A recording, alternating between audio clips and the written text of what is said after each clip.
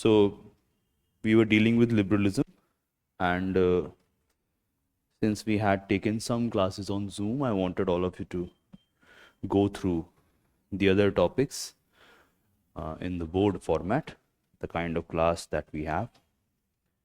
And in the last class, I had discussed some relevant themes or core components of liberalism as such. So, and you all wanted me to cover that again, so that's why I did that. So it was like, when we think about liberalism as an ideology, then there are different variations present in liberalism. And one of the most significant method to understand it is that you divide it into three larger frameworks. One is classical liberalism, second is modern liberalism, and third is contemporary liberalism, right? And then if you have to get a different understanding regarding neoliberalism, so even though neoliberalism is a result of 20th century, 1970s and 80s onwards, but it has a lot of influence of classical liberalism. It's like rejuvenation of the classical liberalism as we teach it in political science. And then despite these different variations, we have to remember that we are trying to understand liberalism as an ideology. So even though there might be some books and some scholars who claim that liberal values were present way back in the past, always remember that since it is an ideology, liberalism is a result of 19th century, because history of ideology is not more than 250 years as far as political science or understanding of the term is concerned. And then there are some core components in liberalism which we had discussed, and I tried to explain. Number one, the idea of individualism with focus on meaning of first individuated individual, as Marx would have said as well, individuated individual. Then connected with this is the notion of atomism, that how to make sense of an individual who is self-centered and self-interested. Then with this, there is another idea of understanding individuals from an egoistical perspective, which was termed as idea or theory of possessive individualism by a prominent economist and you would say political economist majorly, Mr. C.B. Macpherson. And then idea of understanding individualism from an ethical perspective. Then, as far as liberalism goes, the entire focus on individualism is incomplete if there is no idea regarding freedom. And this freedom, within the liberal understanding, this idea of freedom, number one, it is not unrestrained. Always remember, it is not unrestrained. There is proper emphasis on limitations or how to restrict freedom. But what makes liberalism different from ideologies, other ideologies or thought process of medieval period or the ancient time period is that the aim of this restriction on freedom is to ensure equality of freedom between individuals. Always keep this in mind, is to ensure equality of freedom between individuals. So we need to keep this in mind as well. Then I discussed about idea of negative freedom or liberty, as well as idea of positive freedom and or liberty. Apart from this, freedom also has developmental notion as far as writings of John Stuart Mill is concerned, and it is connected with idea of autonomy of an individual. You can find this in writings of Mill as well as a very famous scholar named Immanuel Kant. Then another core component, okay, so another core component of liberalism is idea of justice. And this idea of justice in liberalism is connected with the notion of equality. And majorly, we are talking about equality of opportunity, because when it comes to equality of outcome, we are discussing socialism and its revolutionary method called Marxism in one way or the other. So what this justice is all about? So justice is, as I have taught all of you in vivid detail, justice is connected with allocation, right? And this could be allocation of whether, let's say, entitlements, let's say reward, or let's say punishment. And then justice is connected with how it is based on the basis of equality. And therefore, liberals are in favor of foundational equality between human beings. And you can understand it that this particular argument made by liberals is one of the prime grounds to discuss and to consider liberalism as a revolutionary ideology. Because think about this argument and try to explain this argument to a person who believes in God-given hierarchies, or to a person who believes in natural inequality between humans and its ramification in the social, political, and economic sphere. And if you think about that person is not able to swallow this argument. So for example, think like this, think in an Indian context, and if you tell the person that, okay, it doesn't matter to which caste you belong, you have equal capacity, equal intellectual capacity, and you are equal. So that person is going to teach you a lot of lesson in real politics, and he will try to explain this to you that no, you are wrong. You know, each caste has its own benefits, and some people are born to be the great personalities, and they often are the so-called forward caste. So when liberals argue that no, there must be fundamental or foundational equality between human beings, they are actually showing their revolutionary character. Plus, they also think about from the idea of formal equality. All right.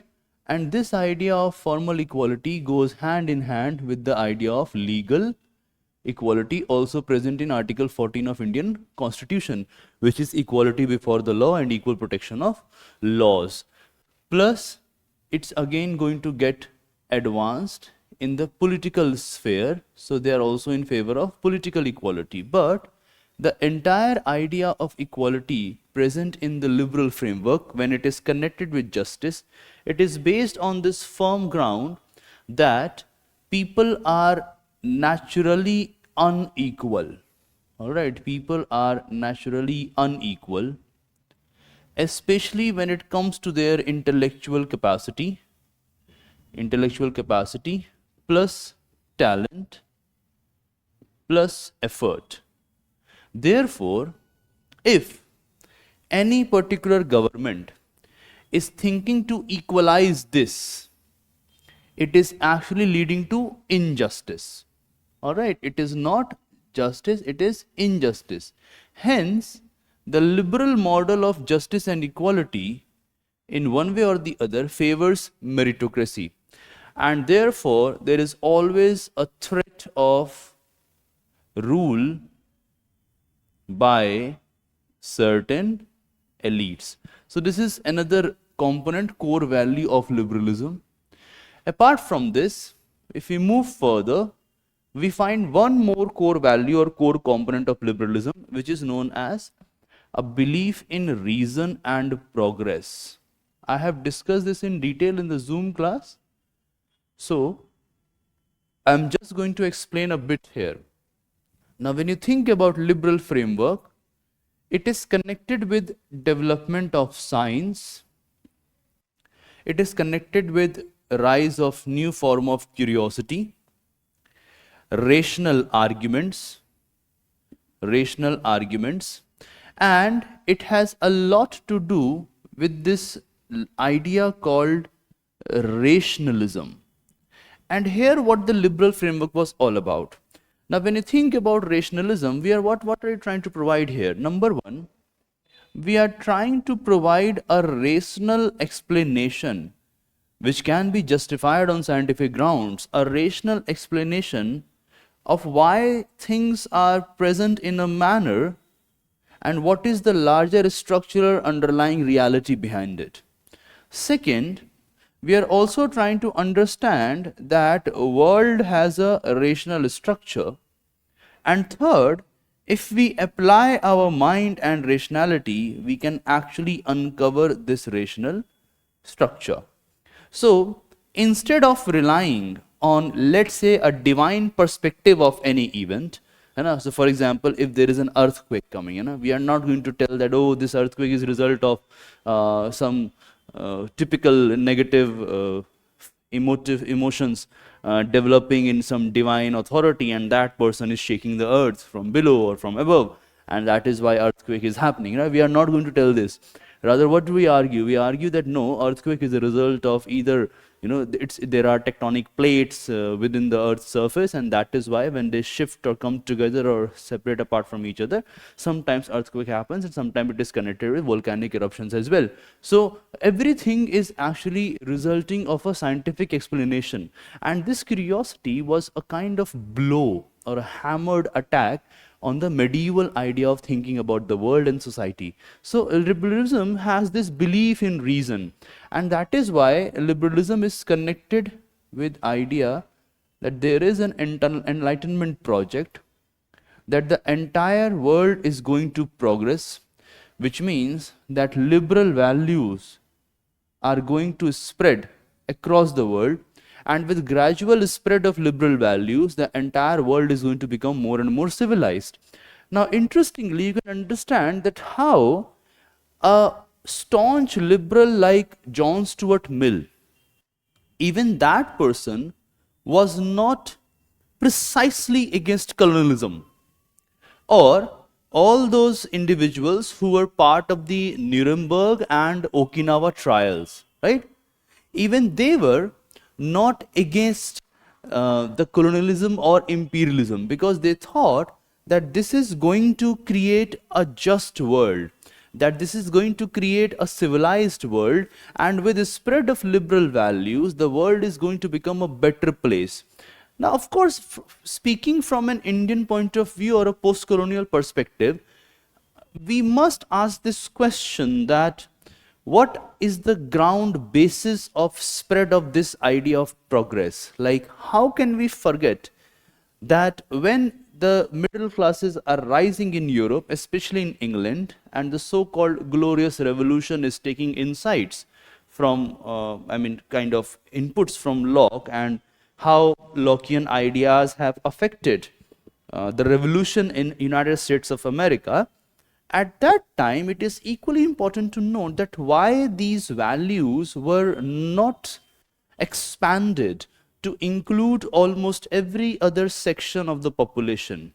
Why is it that even though theoretically speaking, every human has natural right, but when it comes to real politics or the way structure of governance is operationalized, when it comes to that, why is it that people who are not that privileged enough, people who do not possess a lot of property, or people who only possess their labor force as their property, or people who are black, and in some matters people who belong to the African subcontinent, why they did not had the same level of natural rights as the Europeans had it?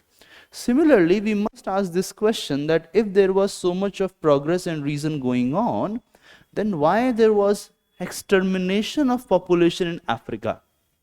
Why is it that the so-called land of life, liberty, and pursuit of happiness, the United States of America, why is it that that country actually brought back slavery in the world? We always considered slavery as a remnant or a relic of the past. The Greeks used to have slavery, right? Some of the old African regimes had slavery. India, slavery was a part and parcel of life.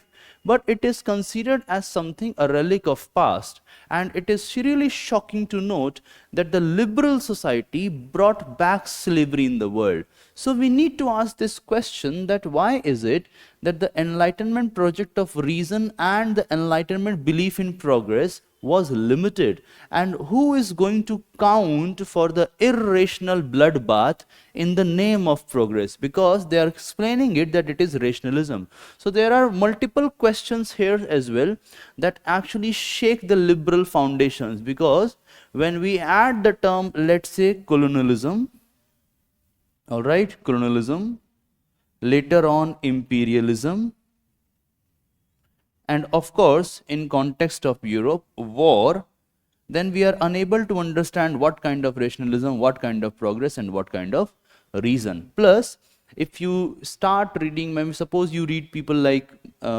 those who have, not just one person, but those who have written about environment from not only a liberal point of view, but also they also have inputs from a Marxist vantage point. Then when you read about that, then you will also add the question of, okay, how development is equal to destruction of the planet. So there are multiple questions that actually shatter this foundation, that was it really reason? Was it really progress? But once you think like a liberal and emerging in the context of, let's say, 19th century, then definitely the way we were thinking about the world, there was reason and rationality involved. So in my opinion, this argument is valid, but the major emphasis here is that they are actually trying to argue with what existed in the past, the kind of thinking about the world, about society that existed in the past. So when you compare rational beliefs from past, let's say the time of Dark Ages and the church dominance, there the liberals are reasonable and the liberals are progressive and progress is going on. But the moment you start talking about the present and the future, in this perspective, the liberals are not rational enough. Rather, there is no progress going on. Instead, there is destruction of many for progress of the few. And that is why it is not wrong to say, as I remember that a very good professor of mine used to say like this, that London की शीशे की इमारतों के पीछे हिंदुस्तान का खून है, right? So we need to keep this in mind. Apart from this core value, number one, individualism, second, freedom, third, you might call it justice, fourth is reason and progress. There is one more core value which is known as toleration, right? A belief in toleration. And this is perhaps one of the most important arguments in liberalism. And why is it so? Simple, if you think about toleration as a normative concept, then what toleration is all about, that you are going to tolerate, right? First thing is that we are going to tolerate. And if we are going to tolerate, then here we are thinking about fundamental aspects. Number one, it inherently means that there is diversity of opinion, right? This is the first thing that we have to keep in mind. It inherently means that there is diversity of opinion. Apart from that, this diversity has possibility of conflict as well.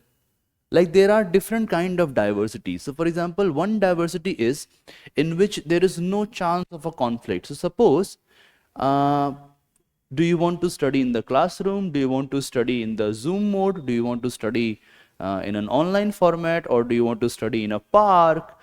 Do you want to study by yourself? Or do you want to study by a teacher? There are different diverse opinions regarding learning and teaching. So there is no conflict of interest as such. There is just diversity. But suppose you start, okay, do you want to study here? No, I want to study there. There you have conflict of opinion. So when you think about the concept of toleration, number one, there is diversity of opinion. Number two, there is a possibility of conflict. And therefore, whenever we start theorizing, whenever we theorize about toleration, we always say that in one way or the other, since diversity is connected with multiplicity, all right, try to follow the logic here. Since diversity is connected with multiplicity, in the end, liberalism is connected with pluralism, or let's say the idea of toleration is connected with pluralism. And this definitely means what? We have already covered pluralism in some detail in some other chapters. Right? I remember that it was on theories of state that we have covered it, as well as the pluralist model of democracy, polyarchy and all. We have discussed that in the class. So pluralism here simply means what? Number one, that you have multiplicity, and number two, there is wide dispersal of power. Now, often what happens, many of the times, aspirants are unable to understand the underlying logic here.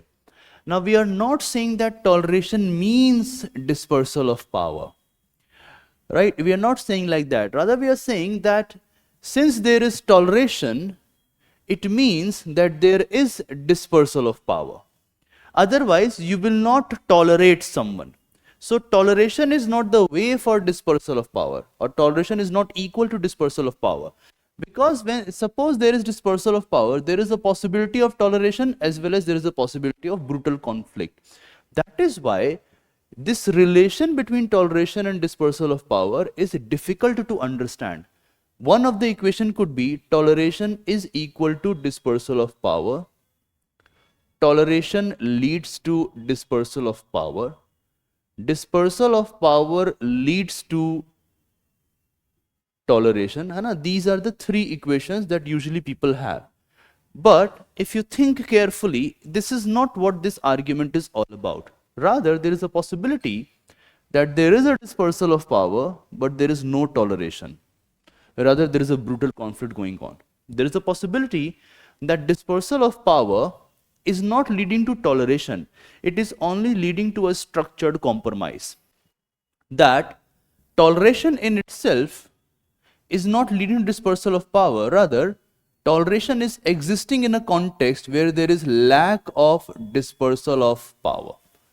Every kind of possibility is present. That is why do not think that toleration is equal to dispersal of power, or toleration leads to dispersal of power, or dispersal of power leads to toleration. But there is a connection here as well. So what do we have to understand here? First, that toleration has two prime meanings. Like, I will give you example of a very famous person in Indian history. His name is King Ashok.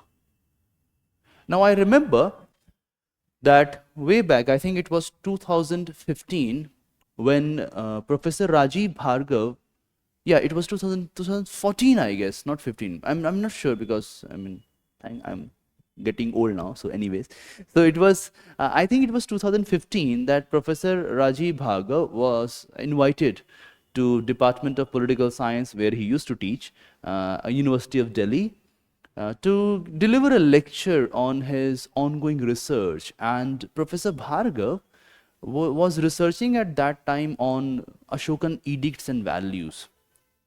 And in his lecture, he said that there is a very unique idea of toleration present in Ashokan time period.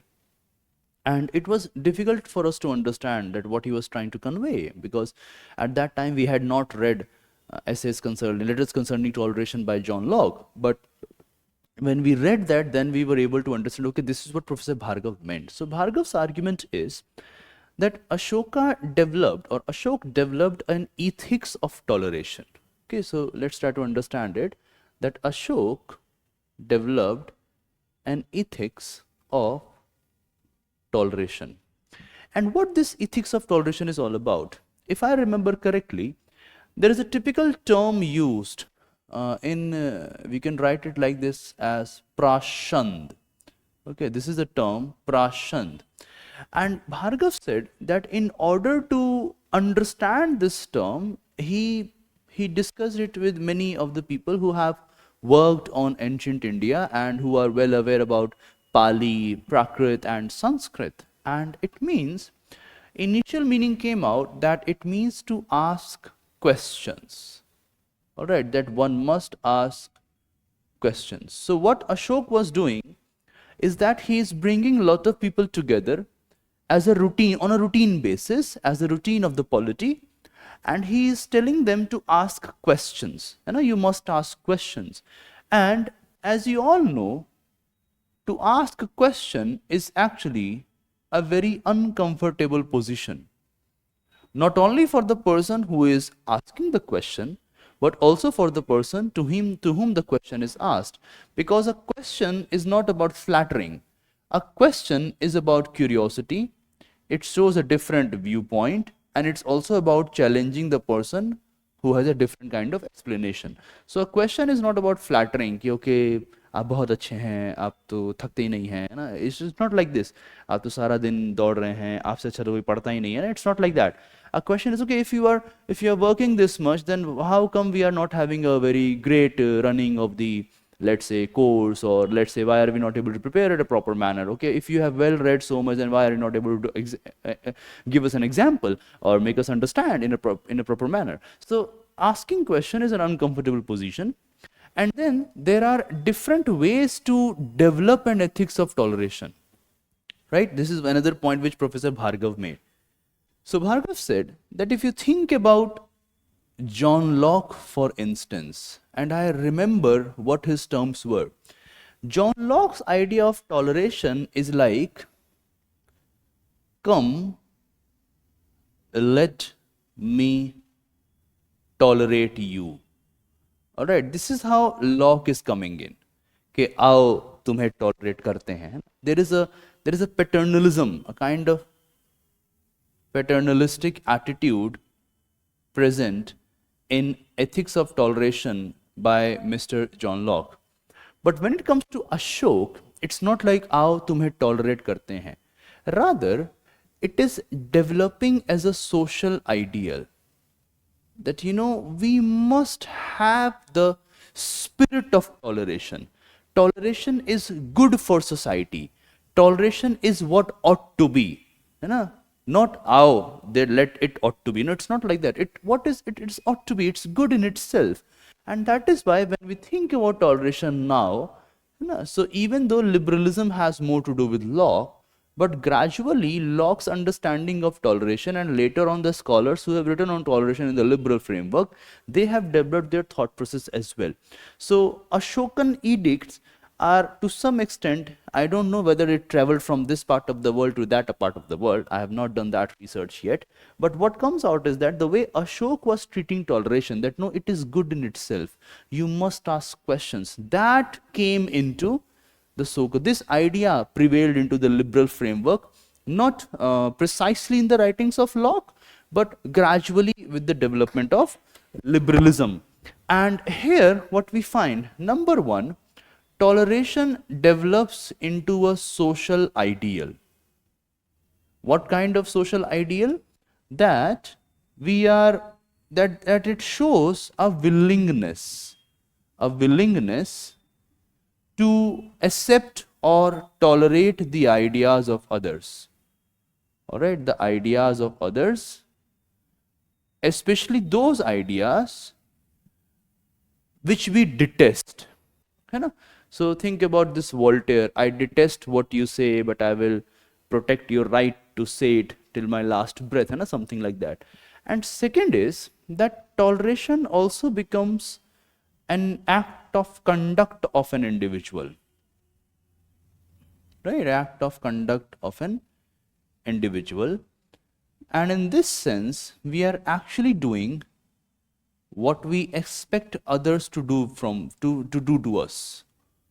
You know, or what we expect from others. Right? So this is another thing about liberal value, which is toleration. Apart from this, when you think about the so-called core components of liberalism, there is one more thing which is known as what liberals have to say regarding the state, regarding law and democracy, right? And this is something where I don't want to invest a lot of time, because I have covered this in the liberal theory of state and the liberal model of democracy. But to give you a very small nutshell understanding, what I mean here is that on the one hand, number one, the liberal model of state or liberal idea of law and democracy is not like what Hobbes has to offer. In words of David Held, Hobbes is both liberal and illiberal at the same time. So he's liberal because he's thinking from the perspective of an individual. The individual remains the dominant force in liberalism. At the same time, he's also giving individuals this capacity to to come together and form a social contract, and from that social contract the apparatus of this state, the state apparatus is emerging, the so-called body politic, or the machine, artificial machine as he would say, or artificial man. But he's illiberal at the same time because Hobbes' state is an awe-giving figure. Hobbes' state or Hobbes' Leviathan is over the individual, and to some extent it's like creation of a monster. There's no doubt about it. Right? So this is how he's making sense. And as far as the working of the liberal thought process is concerned, it is with John Locke that we find the real liberal principles. And what does Locke has to offer here? Locke's argument is that yes, you cannot, he goes like this, that if you are scared of foxes, you are not going to go into the, if people are scared of fox, they are not going to put their head in the mouth of a lion or a tiger.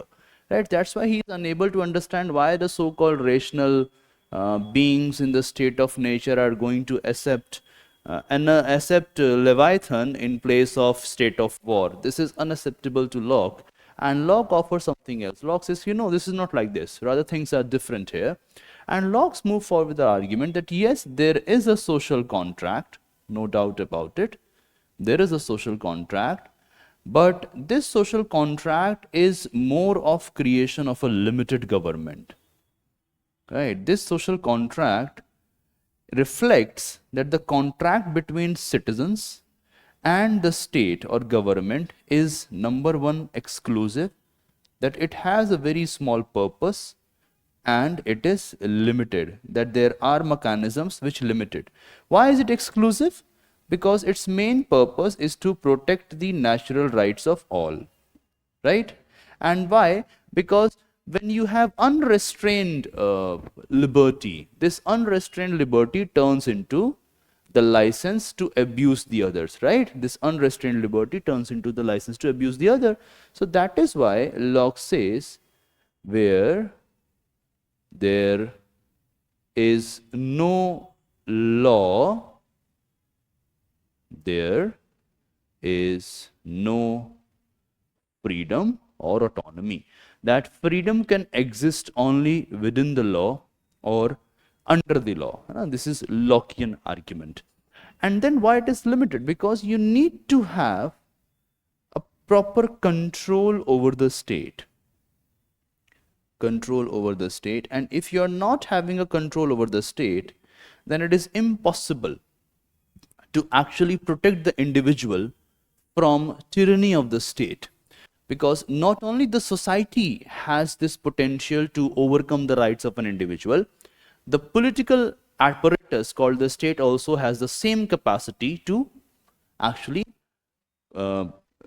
jeopardize the entire individual's being by overriding his rights or her rights. And that is what Locke says, that if you want to control the state, there are multiple methods to control it.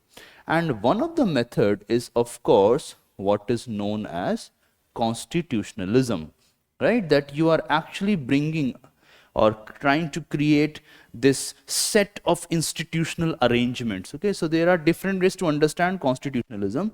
I think all of you know this argument that the constitutionalism means limited state. But the question is, or the million-dollar question is, how the state is limited by constitutionalism?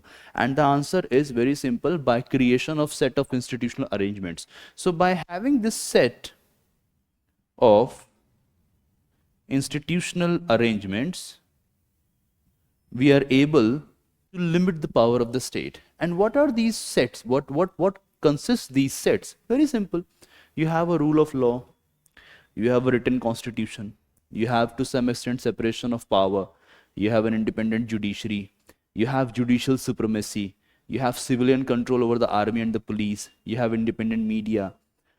You have a responsible government, let's say a government which is responsible to the legislature or to the larger public, right? So these are different ways through which we can actually control the citizen, to control the state. You have proper enshrined fundamental rights, right? So these are ways, and therefore, and the liberal framework, if you have a written constitution, if you have separation of power, if you have representative democracy, if you have judicial review and judicial independence, if you have civilian control over army and police, these are different ways through which you can actually control the state.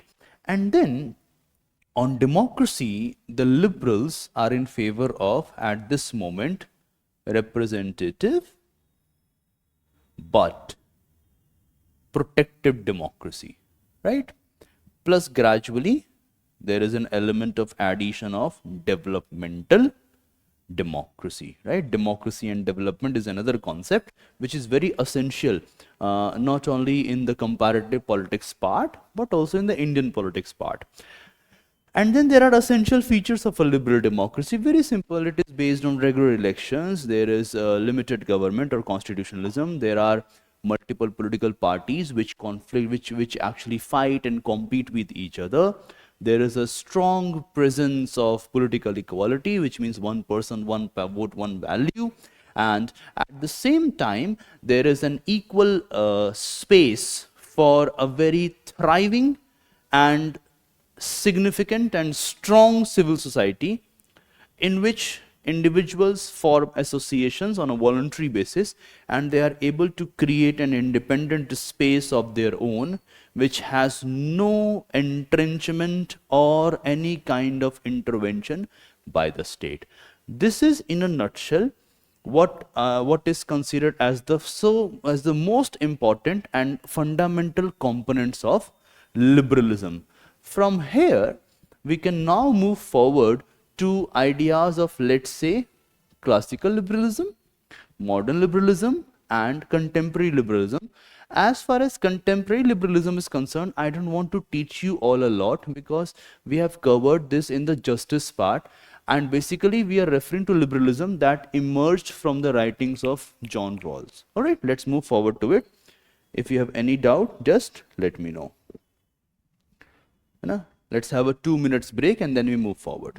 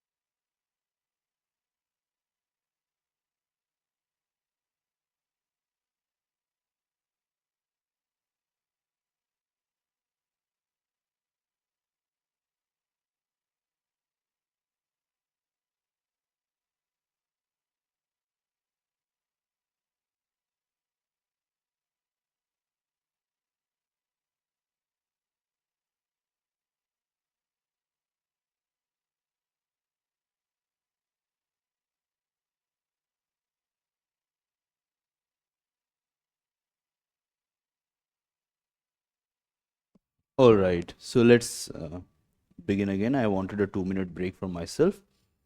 My throat needed some kind of pause.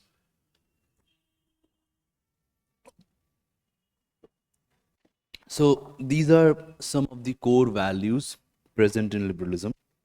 And now we need to move forward and gradually develop our own understanding of different strands present in liberalism.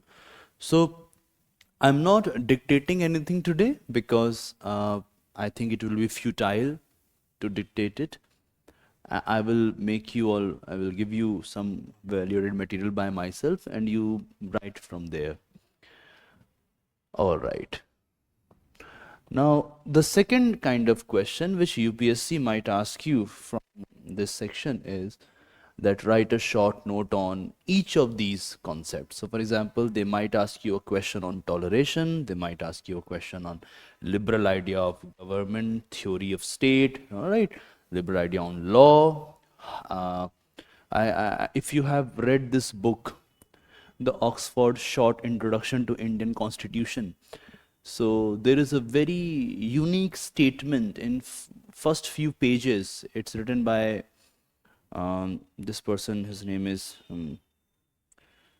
Madhav Khosla, and if you read that book, you will find this comment in this book that it's a very unique statement in that book, which is that liberty and strong state are not necessarily enemies. So it goes like this, then there is no point in denying it, okay? So let's move forward and let's try to understand the different versions of liberalism. So first we cover classical liberalism and then I will make you all go through parts of modern liberalism. So when it comes to liberal values, always remember that by the 19th century, there was a unique development in England. On one hand, we have people who are liberals and they are discussing about, let's say, liberal values. At the same time, there are many who belong to this conservative fold. And interestingly, all of them were trying to counter what the liberals had to offer.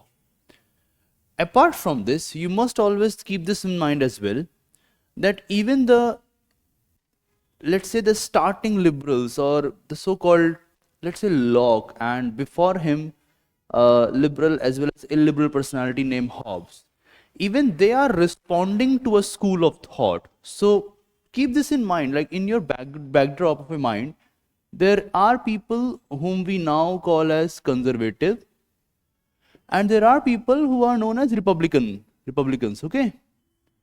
All these thoughts are present there as well. It's not like these thoughts are not present. And liberals are trying to counter, and liberals are trying to provide a valid explanation to their arguments, you know, how to make sense of the world, etc. And when it comes to classical liberalism, it is actually the 19th century that we are referring to. The first thing to keep in mind is that we are referring to 19th century. And always remember that when I am using the term 19th century, it's not like, okay, from 1800 to 1899. Rather, it extends to early decades of 20th century as well. So we are thinking about a time period which goes till 1930s, right? There we have this so-called classical liberalism. More than that, this classical liberalism also has a rejuvenation, right? So suppose we think about its rejuvenation, its rejuvenation or its reincarnation, right? So when you think about rejuvenation, you have this thing called what is known as neoliberalism with a neo-conservative outlook. All right, so this is how we have to make sense of a topic.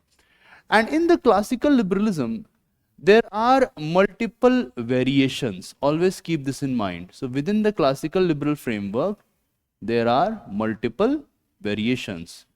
But despite these multiple variations, there is some uniformity and consensus on certain matters. Okay, so there is a uniformity and consensus on certain matters. So for example, every classical liberal, okay, so if we have to make sense of this, every classical liberal is of the opinion that the state is a necessary evil, and it is necessary because it is required for orderly existence. This we have covered in great detail in the liberal theory of state. It is evil because it always has this potential to actually override or intervene in the liberty of the citizen. Alright, so that is why it has evil capacities and it has huge authority. So first is that despite the so-called variations, classical liberals are in favor of an argument that the state is a necessary evil. Second is that all of them are trying to answer on how to create society which is a result of breaking of feudalism.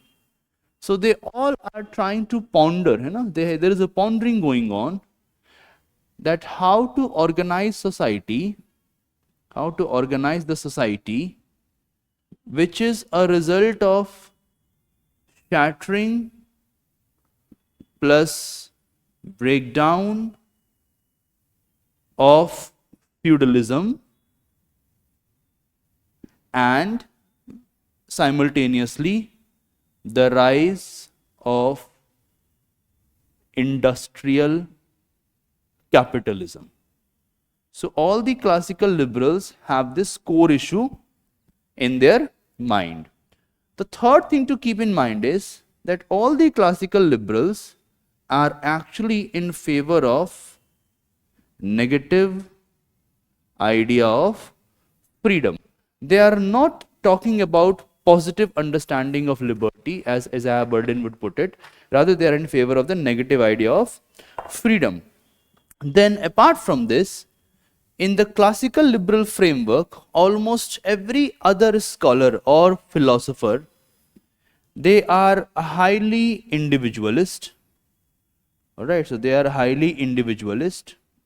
But at the same time, they are more in favor of what is considered as egoistical idea of individualism, atomism, or what Mr. C.B. Macpherson would argue as the theory of possessive individualism. Alright, this is another argument you have to keep in mind.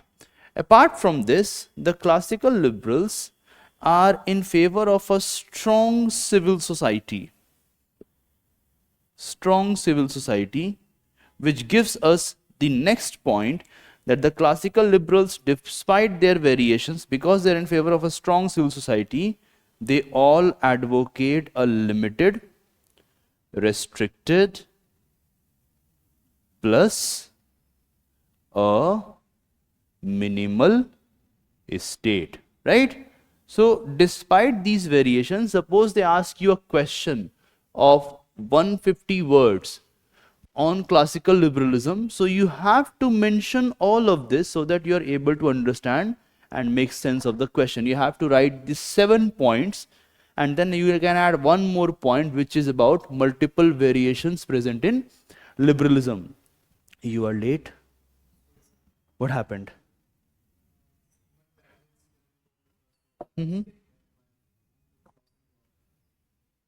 ओह वे बहुत दूर हो यार तुम तो। फिर कैसे आते हो? ट्रेन से? मेट्रो? अच्छा मुझे लगा अच्छा तो you are not in living Narela now. Oh, 3-4 days. Okay, okay. Okay. So anyway, so I had covered many things before you came, so वो मैंने करवा दिया है, ठीक है? तो उसको तुम क्लास देखना, है ना? अच्छा कल का क्लास का मैं बताता हूँ। Actually tomorrow I have to be entire day at DANICS and day after tomorrow I have to be at DANICS training for almost 3 hours। तो मॉर्निंग में ही है, तो अगर हुआ तो कल एक मैं क्लास लूँगा, नहीं तो I will adjust in the next Sunday, ठीक है? बट जैसे आज की क्लास काफ़ी मतलब लंबी चल जाएगी, क्योंकि मैं आके पढ़ाने लगा अपना, और उसके बाद मैंने लगभग In 1 hour, I completed many things. So I also apologize for it कि हो सकता है थोड़ा fast लगा, but I kept on adding things, so ये ठीक है.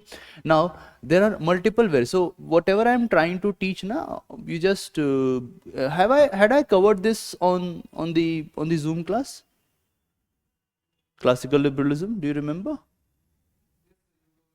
Right? So if you now you can go back and recall it, okay? I am only repeating it for you because you had this problem with the Zoom class. So I'm like, okay, let me repeat things again so that once we are out of it, then we don't need to have anything else on this topic, okay?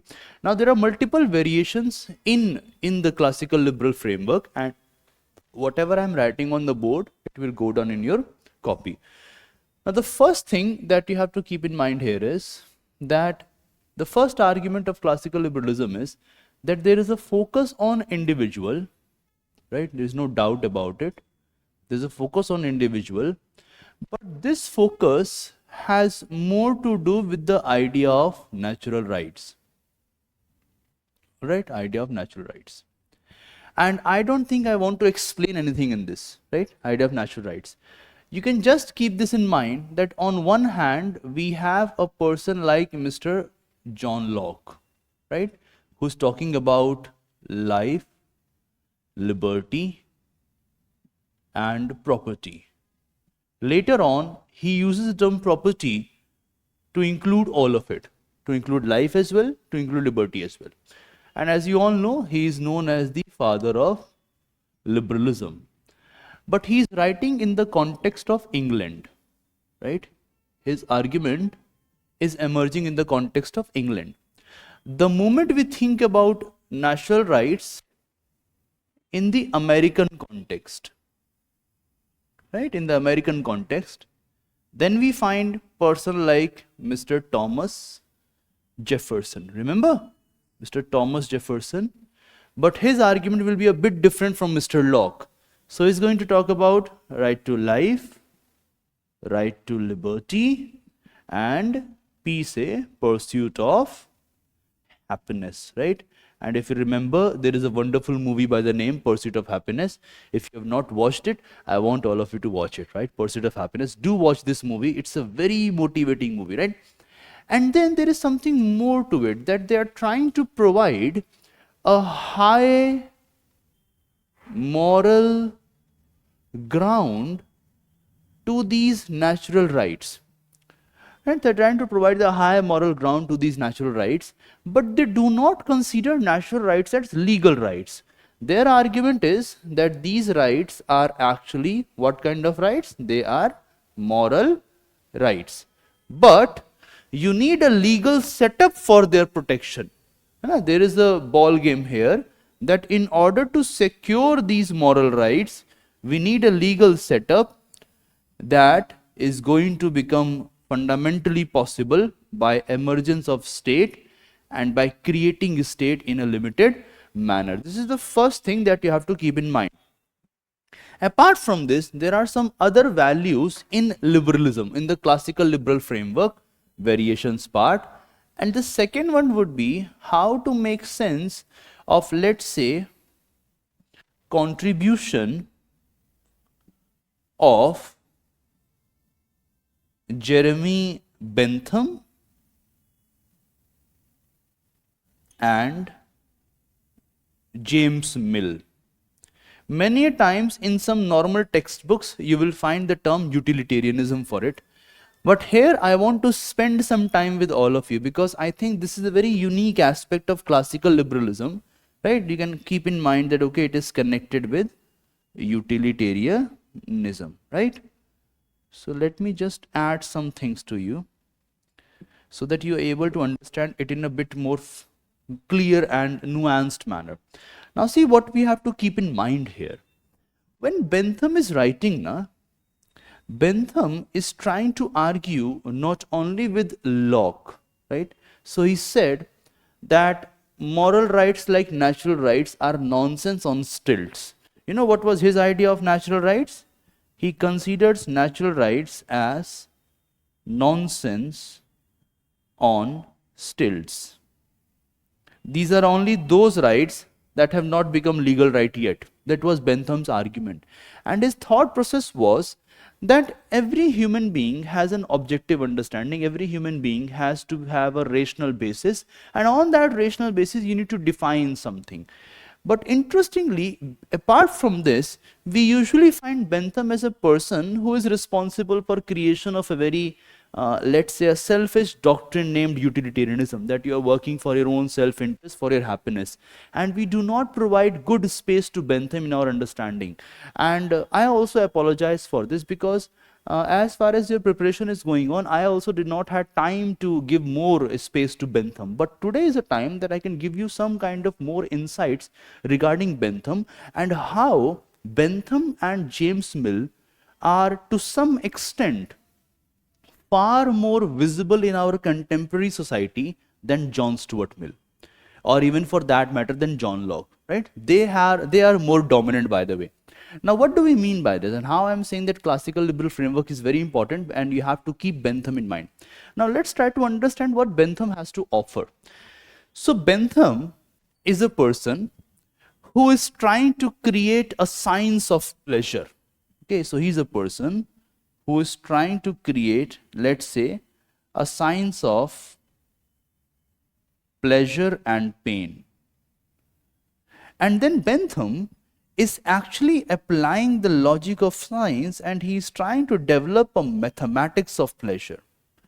Alright, so he is not developing just a theory. He is not developing the same theory as Mr. Locke will develop in, let's say, a moral manner. He is trying to create a mathematics. He actually termed his own theory as, he termed it, I think it is Felicis calculus. So he mentioned this term calculus there. And here, Bentham, to some extent, is inspired by a person named David Hume. Now see what Bentham is saying. Bentham's argument is, instead of thinking about individual as a being that possesses moral rights, let's try to understand individuals of what they actually are. So what are individuals? You have to have some kind of experience, right? And you need to test it. So each individual, and his argument is that we try to maximize our pleasure and minimize our pain, right? This is what each and every individual wants. And it is interesting to note that this kind of argument which Bentham was thinking, it was not his invention. Rather, it was one of the famous disciple of Bentham, James Mill, who actually provided a theoretical outlook to Bentham's idea that, okay, you are actually thinking like this. And James Mill, when he quoted Bentham and when he theorized Bentham's idea, he developed the larger structure of utilitarianism. But think about some activities. Like, this is a very naive understanding. Let's think about an activity called eating. Is eating going to maximize pleasure? What's your opinion? Sure? So in one sense, you can say that eating is going to maximize my pleasure. But what about the strain on the stomach? What about the strain on the stomach? Is it going to maximize pleasure or maximize pain now? Right? So think about this. Eating as an activity has both potentials or not? Right? Similarly, think about drinking water. Drinking water, you might say, it is going to maximize my pleasure. But at the same time, the natural cycle of water in the body is going to increase your pain instead of decreasing it, right? Think about medicines. The usage of medicine is going to maximize pleasure by getting you away from sickness. But the entire process of recovery, like suppose if you are having some antibiotic, it is going to create some strain on the stomach, right? So Bentham's argument is that if you think about each and every activity, these activities have both these potentials. On one hand, they maximize the pleasure. At the same time, they also have the potential to maximize the pain. And when we try to have a mathematics here, and if such activity comes out where the degree of pleasure is more than the degree of pain, then we consider that as a very good activity. That is why we think, okay, fine, if you eat in a proper sense, you can minimize the risk of strain on the stomach. Thank you, Akash. And then gradually you're going to develop a more sensible understanding of life. And there Bentham moves forward with his argument, and he says that this is applicable at the level of an individual, right? This is applicable at the level of an individual. And if it is true for individuals, then why it is not going to be true for some of individuals? If each and every individual tries to maximize the pleasure and minimize the pain, if this is the logic which is applicable at the level of each individual, then why can't we apply the same logic at the level of some of individuals, right?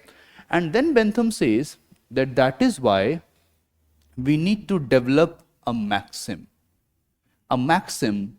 which is based on mathematics of happiness instead of nonsense of moral rights. Got the point? A maxim which is based on mathematics of happiness instead of nonsense of moral rights. And what is this maxim? This all of you always mug up. The greatest happiness of the greatest number, right? The greatest happiness of the greatest number. And there is something hidden in this principle. It is actually coming from Mill precisely. Mill is trying to theorize this principle by understanding Bentham's work. And it is actually James Mill whom we have to thank for developing more understanding of Bentham. Now, how will we achieve this? So, according to Bentham's idea, we need an impartial spectator, right? In one way or the other, this impartial spectator is like your representative, okay? And then this person is going to create policies that actually maximize the general happiness. But do you know that, think like this, this theory is a very profound theory. There is no doubt about it. But when you go into the detail, there has always been profound theories. So for example, if I write a term here, Plato, is it not true that Plato had a lot to offer? Different kind of arguments he had. He was a wonderful philosopher. Suppose I write the term Socrates. Is it not true that Socrates had a lot to offer? But was it possible to turn their ideas into hegemonic ideas? This did not become a reality. Is it true or not? And that is what Mr. James Mill started thinking about. James Mill said that if you think about Bentham's formulation, it is going to remain redundant like Plato and Socrates' idea if we are not applying Bentham's formulation from a model of acquiring power. Okay, this is a unique contribution by Mill here under the so-called second dimension of classical liberalism. And this is how he says, that ideas of Bentham, let's say number one, ideas of Bentham are going to remain redundant if we do not develop a model of merging it with, and then comes the term called democracy. So it is actually James Mill who first thought of bringing democracy and utilitarianism together. And Mill had his own arguments for it. So according to Mill, if you think about aristocracy, it's a government by a minority. Is it true or wrong? Right? If you think about monarchy, it's a government by a minority. And here we are talking about greatest happiness of the greatest number. So you need a different model of government that actually ensures this principle. Why? Because when the so-called utilitarian ideas are developing, the middle classes are the most important majority class as far as property matter or the urban sphere is concerned. But these middle classes have no power in their hands. And that is why he says, instead of a government by a minority, we need a government based on majority. And then he moves forward with the idea of representative democracy. But Mill is equally aware that there is a possibility of too much of democracy, right? Extensive democracy. And not everyone is well read enough or intellectually capable enough of thinking for the larger society at large, and that is why he is not eager to provide voting rights to, let's say, women, to provide voting rights to men who have not attained the age of 40 years. According to him, if you are not below 40, your father can actually have your own interest. Okay, so your father is going to determine what your interests are, because he is well aware of your interests. So even though Mill is expanding the model of democracy and majority democracy, representative democracy, but Mill is not like the modern Democrats. So here, what utilitarians did was that they, number one, challenged the notion that working for pleasure is bad. Think carefully here. Number one, they challenged the notion that working for pleasure is bad. Rather, they were very much happy to declare that every individual is self-interested and he works for his pleasures, right? If you think like this, imagine what you have done. Suppose I write the term church or religion here, okay? And then I say that a man or a human is self-interested and wants to increase his pleasure and happiness. Will church or religion consider this kind of conduct as good? They will say it is bad, na? But when you think from the medieval rationality perspective, it is not just bad. For them, it is a sin. Yes or no? It is a sin. But what Bentham did? Bentham said, oh, shut up. It is not a question of choice. It is my nature that I want to work for self-interest. It is innately present in me. So they twisted the world upside down. And that gave this modern world, when you go out and anybody saying work for yourself, fill your own cup first, then give it to others. This is the argument today. If you go to and watch YouTube motivation videos, you will find that every second person is saying fill your own cup first, then you give it to others. It means what? That you are actually following what Bentham did way back, and how Mill expanded this principle to challenge the government by minorities, transforming into a government by majority by supporting representative democracy. And Mill has written a book on it. Mill has written a book and explained why a representative democracy is better than other forms of government. Why? Because it is only in a representative democracy. Of course, the idea of representation is exclusive here. Let me add this point. The idea of representation is exclusive here. Only in a representative democracy are we able to achieve the principle of greatest happiness of the greatest number. This is one more thing which Mill has to offer. Apart from this, in the classical liberal framework, there is an element of new thinking regarding the economy. Alright, so there is a new thinking regarding the economy. And as you all know, that the way we understand economy is going to explain how we are going to organize the society. Like, if you think about today's economy, suppose I say water. Is water plenty or scarce? Scarce, are you sure? Okay. Suppose I say natural resources. Are they in plenty or scarce? Scarce again? Sure. Okay. Suppose I say food. Is it in plenty or scarce amount? Food. Scarce again, right? Now suppose I try to make you all go through a more nuanced understanding. There is enough of water, even in a city like Delhi. All you need to have is a plenty of money. Is it true or wrong?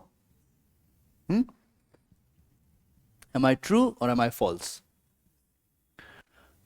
Think about natural resources.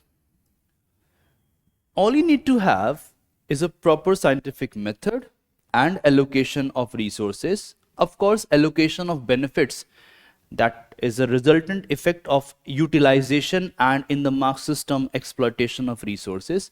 There is no scarcity as such. Think further. Food. Have you not seen that we are actually spoiling the food?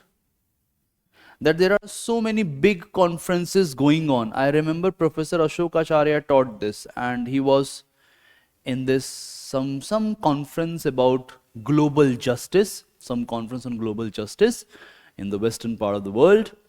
And there, all these political theorists were speaking a lot, blah, blah, blah about many things. And then they were wasting a lot of food.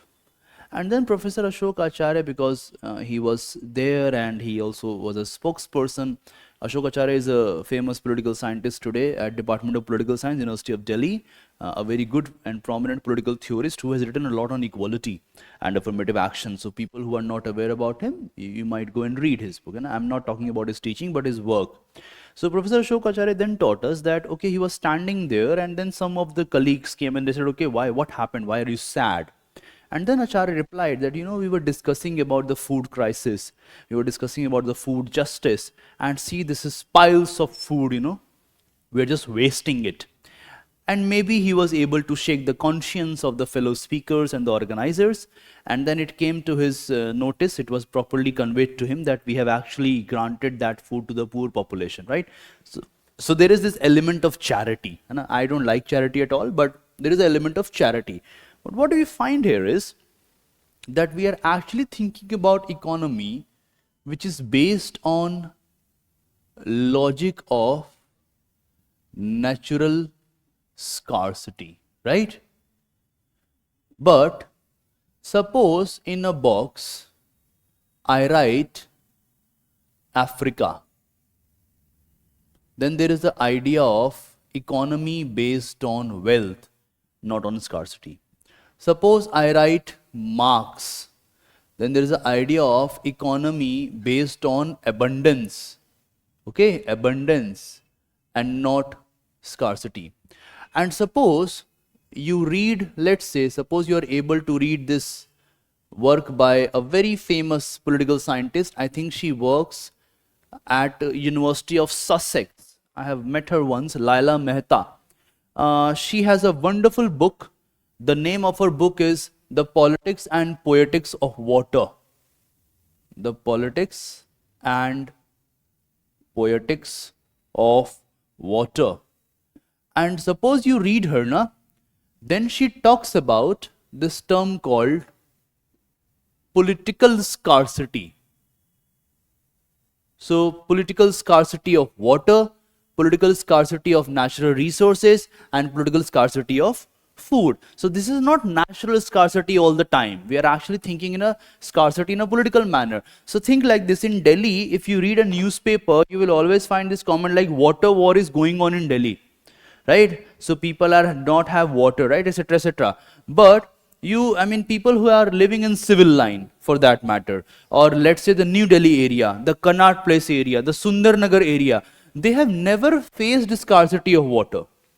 People who live in the posh colonies of Mumbai or Bombay, as they say it, they are not even aware of what the motor is, right? But when you talk to a person who is living in, let's say, Kheda or Khoda Gaon, okay, someone who is living in, let's say, even Timarpur here, right next to us, someone who is living way back, nearby some Najafgarh, someone who is living in Narela for that matter, if you talk to them, they will be like, oh man, we are thankful to typical, let's say, any politician that he actually gave us this much of water tanker per week, right? And then if you talk to people who are now living in Mahavir Enclave, where I have stayed for a very long period of time, almost 14 years, I remember that when I was in 6th standard, 7th standard, 4th standard, filling up bucket of water was like a weekly task, from the tanker line, etc., etc., just to drink water.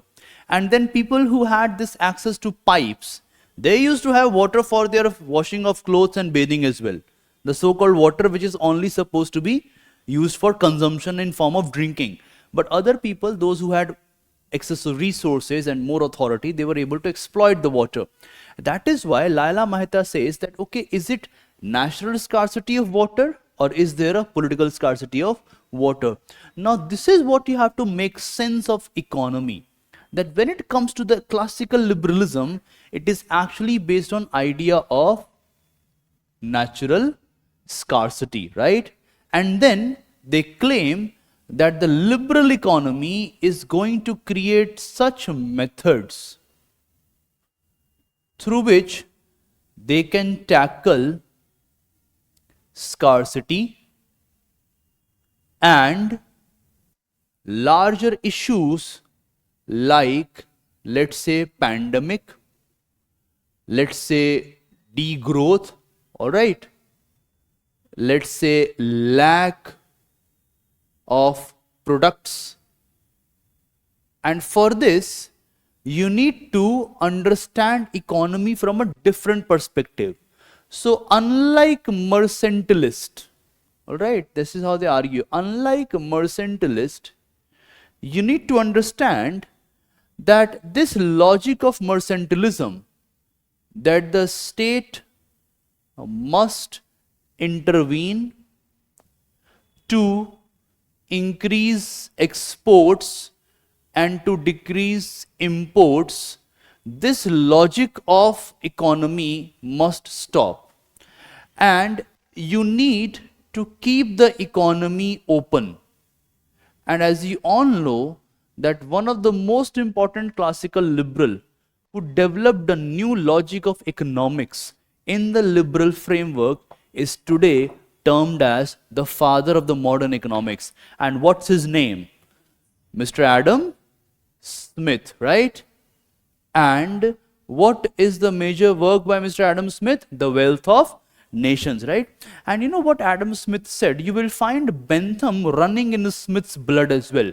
Smith argues, and he goes like this: number one, that there is individual who is unit of society.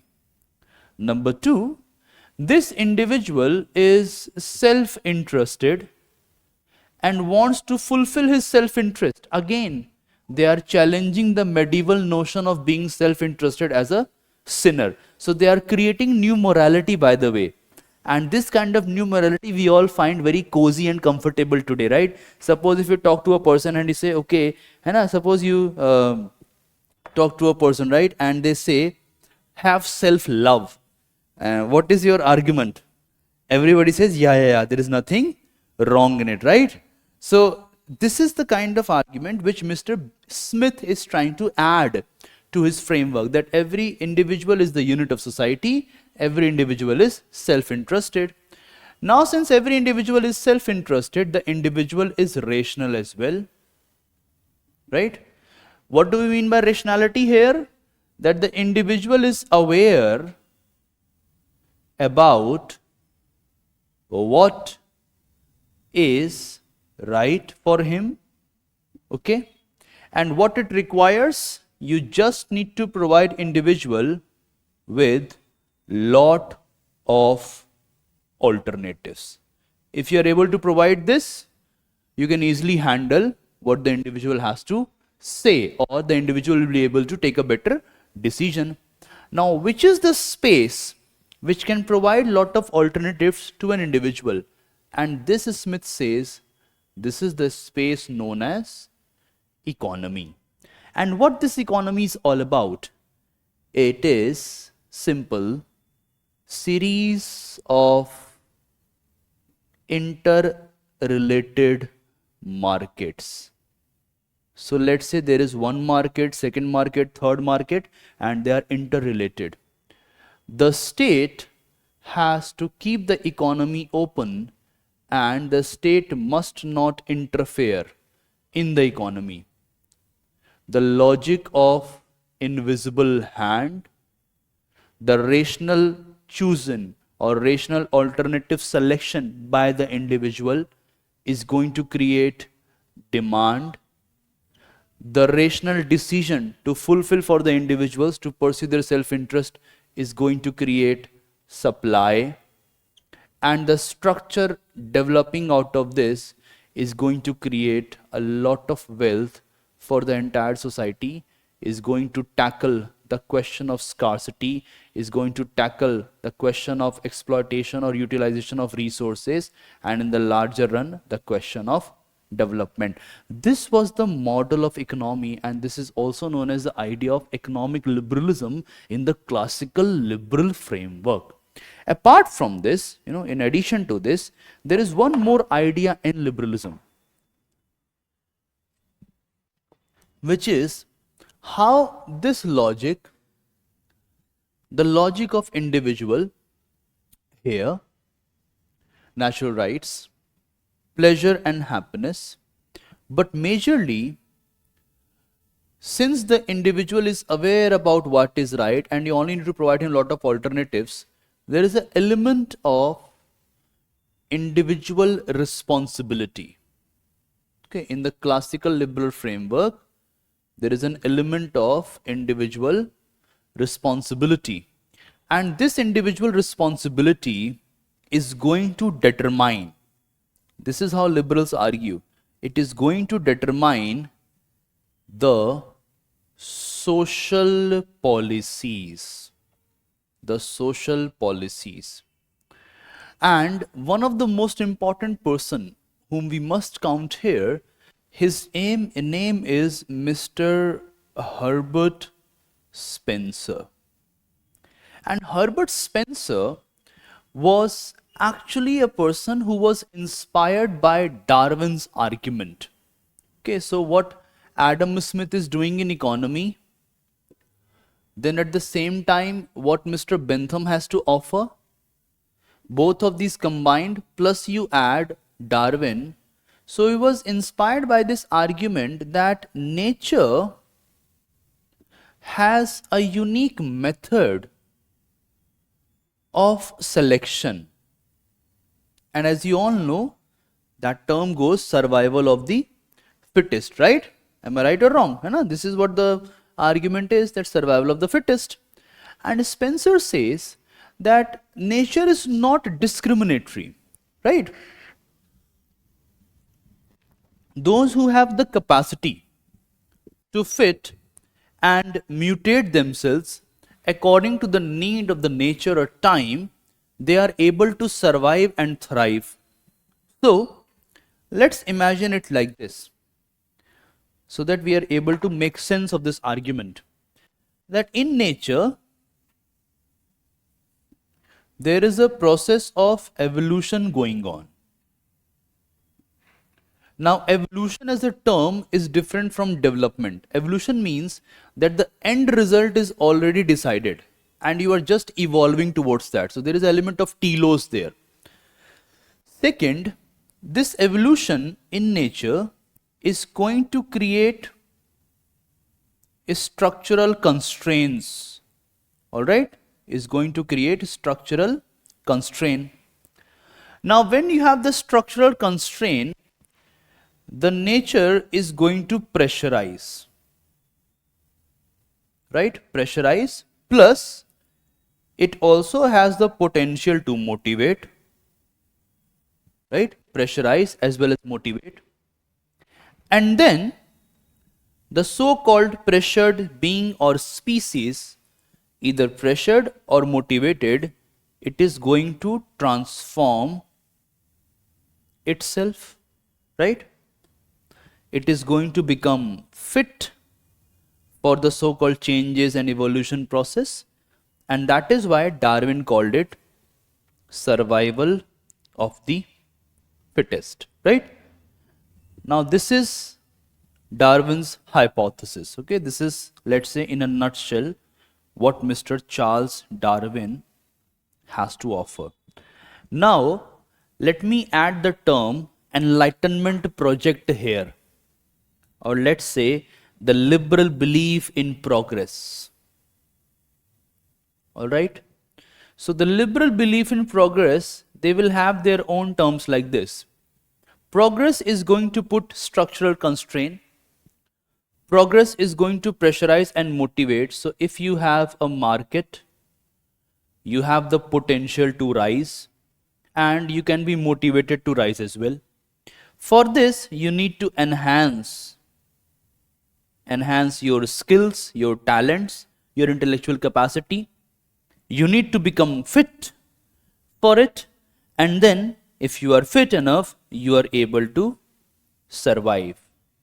Like nature, even the market or the progress mentality, it is non-discriminatory, right? So it is non-discriminatory, it is has nothing to do with discrimination. And therefore, if there are some people who are left behind, it is not the fault of the market. The fault is within you, that why are you not able to transform yourself? Why are you not able to have more insights in your mind? Why are you not able to develop your intellect? And that is why one of the students of Mr. Spencer, his name was, I guess, William Summer, if I can remember it correctly, and many books have quoted him. I think William Summer says, the drunkard in the gutter is right where he belongs. Okay, so if there is someone, or let's say, let me put it like this, that the people sleeping in Ran Baseras of Delhi are right where they belong. There is nothing which the government can do. The poor people who are picking up shit by their hands are right where they belong. That is what the argument of Mr. William Summer will be like. And remember, William Summer was actually, I think his name is William Summer only, he was actually a disciple of Herbert Spencer. Now we need to keep this in mind, that when you think carefully, the way liberal ethics or the way liberal model re-established traditional hierarchies, both Spencer and Summer have nothing to offer on that. The way liberal model re-established the structure of exploitation of feudal time period between the lords and the serf, both Summer and Spencer have nothing to offer to that. The way liberal model is oblivious to the background inequalities, both Summer and Spencer have nothing to offer on that. This is in a nutshell your classical liberalism. Okay, so this is classical liberalism. All right, so if they ask you a question on this, you can easily answer it. Okay, tired? Tired? Huh? Okay, take a 2 minutes break, then come back. So they are actually not in favor of rectifying social inequality. They are like, social inequality is inherently good. There is nothing wrong in it. Okay, let me now move forward.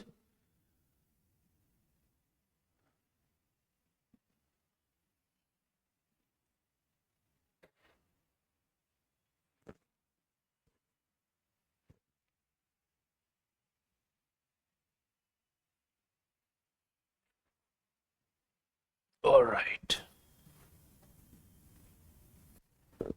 Let's move forward to then modern liberalism.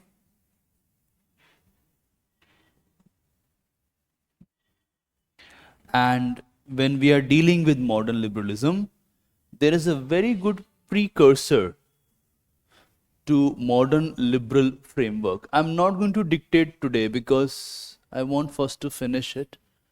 So either you download it from the aid, which I will provide in a few days, or maybe in the next class I will dictate all of you a bit. But I think it's easy, right? It's not difficult as such, because we have covered liberalism in a good detail. I think you can easily handle it. Okay. Let's move forward to modern liberalism.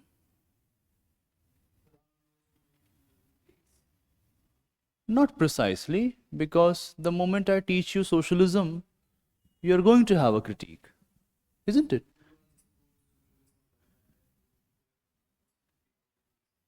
That we have done. Like, for example, when I'm saying that they are not offering anything regarding the background inequalities, that's one of the limitation. That in the utilitarian framework there is majoritarianism prevailed. That's a critique. So argue like that. But when you read socialism or Marxism, then you find the best critique of liberalism. Conservatism, they have not asked a question on conservatism, so I'm taking it lightly because not everything can be covered in the class. But okay, so let's move forward to modern liberalism. And just like classical liberalism is the 19th century liberalism, modern liberalism is considered as majorly the 20th century liberalism, right?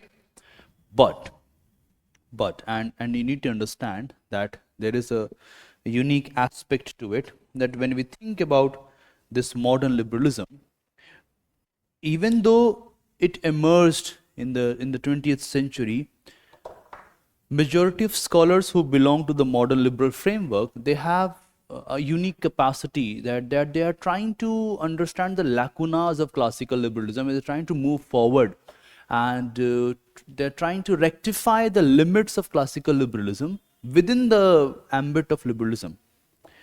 But one of the most important thing before hopping on this topic is that we have to understand that when classical liberal framework was developed, after some period of time, there was a person named Alex de Tocqueville. And Alex de Tocqueville was studying prisons. And later on, he published a wonderful book named Democracy in America. Okay, so I'm just trying to give you a thought so that you are able to understand why modern liberalism is the way it is. Okay, so there is a person named Tocqueville, and majorly his second volume, okay, Democracy in America, majorly second volume, and in this book he is giving us an insight that to stop the spread of equality or democracy is like an attempt to stop the will of the God. That's how he's written. So he's creating a very divine spirit, that to stop the spread of democracy and equality is like stopping or an attempt to stop the will of the God. So in other words, you cannot work against the will of the God. If God has willed it, it is going to happen. But then in this book, he is giving a lot of insight. So he is talking about, let's say, idea of equality, why equality is attractive, okay, and I have covered this in the equality chapter, the class on equality. He's talking about spread of democracy, right? He's also talking about representative institutions, all right? But then after some time, he brings out some critiques of it, and why this entire limitation is actually a result of liberalism. That's the argument he comes out forward with. And he starts speaking like this, that okay, number one, the entire structure of democracy is such that every individual is forced to become an individual. So he first thinks about his family, he first thinks about himself, and he remains oblivious to his fellow citizens. There is no idea of citizenship in him, a community or a belongingness, the way civic republicans used to have it. He's all engrossed in himself. So we are talking about an individual who has become very exclusive, right? Second argument is that there's a unique tendency of this individual to actually turn into a majority. And this majority is harmful for society. Now, if you find any kind of similarity with what is happening today in any part of the world, that is just a mere coincidence. So he says, and it is written by Tocqueville like this. Yesterday, for preparing this lecture, I was reading Tocqueville's Democracy in America at night, and then I came to understand, okay, this is what his argument is. So Tocqueville writes like this, that the majority has a unique thing in itself, that the majority always wants the minority to conform to its values. So whatever we are thinking, you have to conform to that as well. And one of the most important threat to this kind of majority is actually the minority of intellect. So people who have different intellectual virtues, they are the major threat to a majority. And what is this majority all about? This majority is of a nut-head individual who thinks that his family is the whole world. है ना, ये मेरा चार bye चार का घर जो है, nothing is outside it. Whatever that is I am thinking or doing in my family, that is something which must be present at the level of society. And the major threat to this nuthead individual is what is the person? The persons are of intellect, and that is why they try to confirm the intellectual minority to their whims. And then by doing so, they gradually develop a despotic attitude. Okay, what kind of attitude they develop? They develop a despotic attitude, or let's say in the so-called democracy, by no check on spread of democracy or spread of equality. And if you are spreading equality or democracy at the cost of liberty, then there is a huge possibility that you are actually moving towards despotism. And bureaucracy is a form of despotism for Tocqueville, that the state is imposing its will on you and the state is deciding.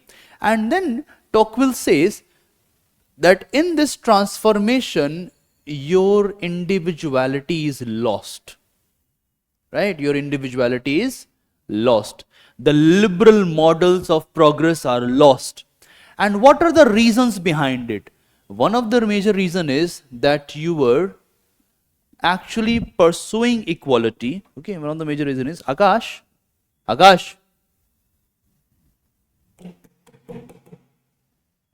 One of the major reasons behind is that you were pursuing equality plus democracy at the cost of liberty. So you need to protect liberty a lot, right? You need to protect liberty not only from the so-called majority, but also from the despotism that could develop out of state. And what is the reason behind it? Because if you are not protecting this, you cannot fulfill your individuality.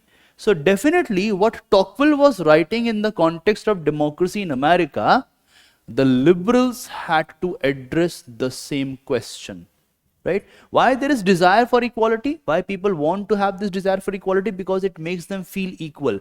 So the liberals had to tackle the question of inequality, right? They had to tackle the question of social Darwinism, which was developed by Herbert Spencer and William Summer. And that is why when we come to modern liberalism, many things have changed in liberalism. Okay, so now you will be able to make sense of the points which I am going to discuss with all of you in few minutes.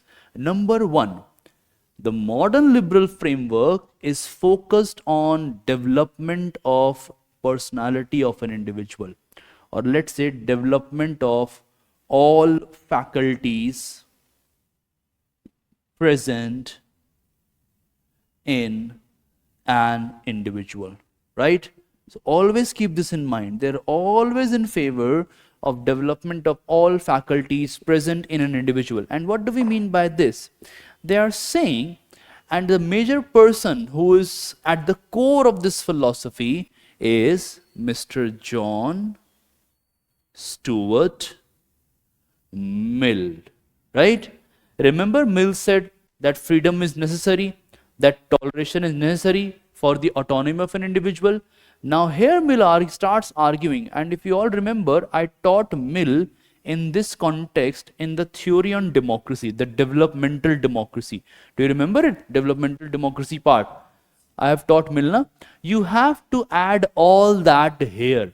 Now what Mill is saying? Mill's argument is that there must be freedom. If there is no freedom, there can't be any progress. Why? Because when you have freedom of speech and expression, when you are able to have a tolerant space for opposing views, then there is a possibility of truth coming out. At the same time, when there is a possibility of truth coming out, in that context, there is again a possibility that people are going to apply their mind. So there must be freedom. There must be application and development of as much as possible of the knowledge basis. An individual must be allowed to develop his or her sensibilities. And all of this right of an individual must be protected from any possible tyranny of majority. And as you all know, that John Stuart Mill was in favor of plural voting, because he was trying to keep this thought in mind that one of the major enemy of this majority is the intellectual minority. right? The minority of the intellect. And if you are not providing some kind of safeguards to this minority of the intellect, there is a huge possibility that individual will not flourish, and rather they will turn towards a despotic form of government. And that is what Mill is arguing here. And Mill is saying we need to make the individuals understand. Let me give you one more point here. Tocqueville's argument was that the so-called individuals who are now all into this equality and democracy framework, they always try to run behind very low kind of pleasures. And if you remember, Mill has a similar connotation. There are higher pleasures and there are lower pleasures. So Mill is deriving a logic that we must try to fulfill what kind of pleasures in life? Higher pleasures. And the society must be organized in such a manner that there is a possibility of development of all faculties present in an individual. This is the first argument or first major strand present in the modern liberal framework. The second major strand present in modern liberal framework is, so in comparison to the classical liberals are only in favor of individualism. Modern liberals are in favor of development of the all faculties present in an individual. Similarly, classical liberals are in favor of negative liberty, creation of a zone in which there is no interference by the state or let's say any other individual or society or group. So now modern liberals are going to be a bit different. So instead of merely relying, think like this, instead of limiting, not even relying, instead of limiting themselves to idea of negative liberty, modern liberals are in favor of idea of positive liberty or positive freedom, right? And there are many people who have written about it. Now, for that matter, suppose instead of thinking like Rawls is a contemporary liberal, let's imagine that Rawls is part of the modern liberal thinking. So Rawls sounds positive liberal at some level, right? Similarly, people who have a socialist or left leaning, but who also worked in a liberal framework, let's say people like Lasky, Harold Lasky, or let's say John Dewey, a famous personality on education, one of the prime teachers of Ambedkar, okay, from whom Ambedkar learned a lot. They all are actually in favor of positive liberty. But what kind of positive liberty are they referring to? And one of the prominent, so let me write some names here. Like you might say, there is a person named John Rawls, right? Also contemporary liberal. Lasky you can add here. John Dewey you can add here. Thomas Hill Green, okay, or T.H. Green you can add here. So these are the guys who are actually talking about this kind of liberal framework. And what is their argument? Their argument is, number one, that the hindrance to liberty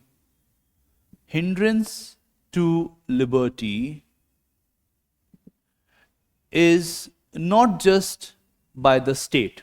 Okay, hindrance to liberty is not just by the state. Rather, we also need to understand that even the so-called social disadvantages contain the potential to harm the interest of an individual. Okay, so it's not just let's say what is considered as your argument of interference by the state. So hindrance to liberty, it could be by the state, number one. It could be by an individual. At the same time, it could be by social and economic disadvantages. Therefore, if we are not providing any kind of safeguard regarding social and economic disadvantages, we are not removing the hindrance to liberty. That's the first argument. Okay, T.H. Green has a lot to offer like this. Then more than that, even an individual needs to act in a thoughtful manner. The individual must not be a hedonist, pleasure-seeking creature.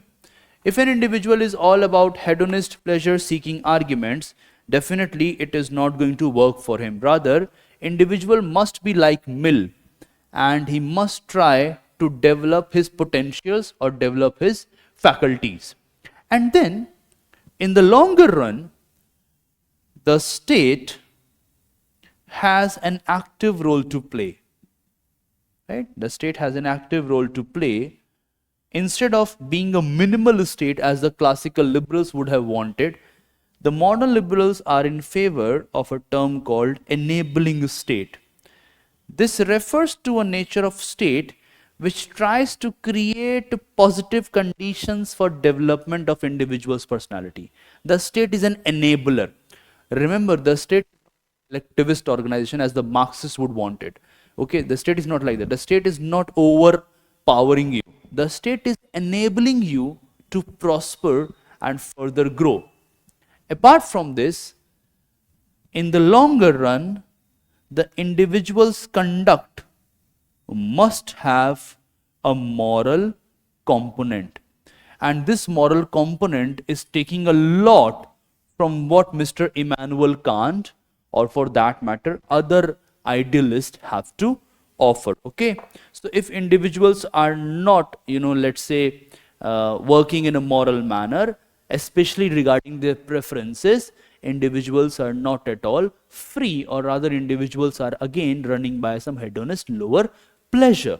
At the same time, Green also argues that individuals must have space to choose their own life. Okay, so he's not just entirely opposite to classical liberals, rather he is building on the classical liberals. So Green or John Dewey, John Rawls have offered to things like this. Similarly, if social and economic disadvantages are a hurdle to liberty, then classical liberals had a standing of what? That the drunkard is just where he ought to be. The person carrying shit on head is just doing what he ought to do, right? But now situation has changed. Situation has changed. Argument has changed. So definitely they are going to talk something about what is known as how to address the question or issue of social inequality. And that is why, instead of keeping the market away from any kind of state control, they argue that we need to develop a welfare state. And always keep this in mind, that a welfare state is only possible in a private economy. A welfare state is not possible in a closed state-centered economy.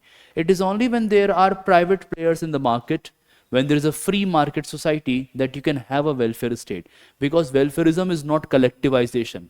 And then basically what?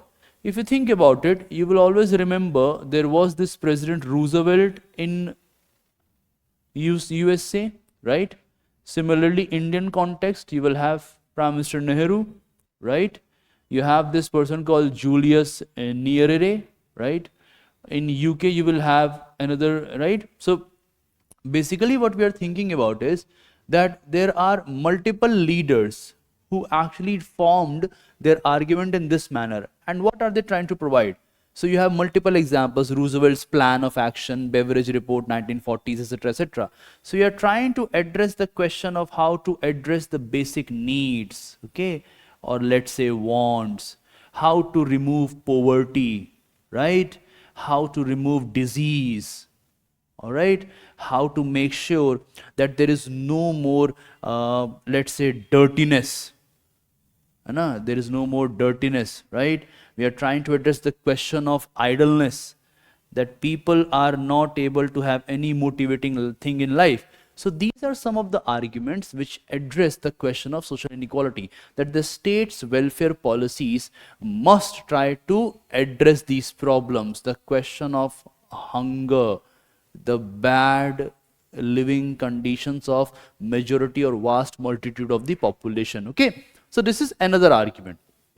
Not only this, while classical liberals are in favor of leaving the market free, non-interference by the state, and the economy will itself come to an equilibrium point, Modern liberals are in favor of managing the economy. Okay, they're in favor of managing the economy. And I think I don't need to teach a lot on this because we have discussed it way back. If you remember, this person named Mr. John Maynard Keynes, right? Till 1970s, before the advent of neoliberalism, John Maynard Keynes was the leading figure in the liberal economics. And what Keynes had to offer? Keynes used to say that this logic by Adam Smith, that if there is some kind of crisis going on in the economy, then you should leave it to the market forces. The market forces by themselves, through the working of the invisible hand, okay, so there is an invisible hand, the market forces will themselves, by the invisible hand, will be able to gradually address the instability between the demand and supply. And when they gradually address the instability, again the market will gradually move towards equilibrium point. It might take some time, but there is no need to enter it. Now, Keynes was not in favor of this. Keynes said, instead of leaving the markets all out on themselves, when it comes to the question of unemployment, when it comes to the question of destability in the economy, there is something which the state can do. And he said that the state can actually reflate the economy. Okay. Now see, there is one thing called inflation, which rising prices, etc. There is one thing called deflation. Okay, this is your Indian economy part. I don't want to go into detail of that. So there is the inflation, there is the deflation. But then there is something called reflation. And what is the major meaning of reflation? By calculative measures, suddenly, not for a prolonged period of time, suddenly, for a very short span of time, the state either invests in the economy, okay, or the state cuts taxes considerably so that there is more space for private investment, private production, and rise in private consumption. And then the economy is able to get back to the equilibrium point. So either by, let's say, rise in investment, or by, let's say, cutting taxes with a sudden nature for a very short period of time or a quarter of time, the state is able to reflate the economy. And this is what Keynes said, that if you want to address the question of unemployment, if you want to address the question of economic mismanagement or malmanagement, then you need to keep the space for entry by the state open. This is your modern liberalism in a nutshell. Now, when it comes to contemporary liberalism, okay, suppose there are some books that have this figure as well. Contemporary liberalism. So I'm not going to explain anything is this. The reason being that it is actually about the kind of liberalism which has developed by the works of the person named John Rawls. And as you all know, the list is long.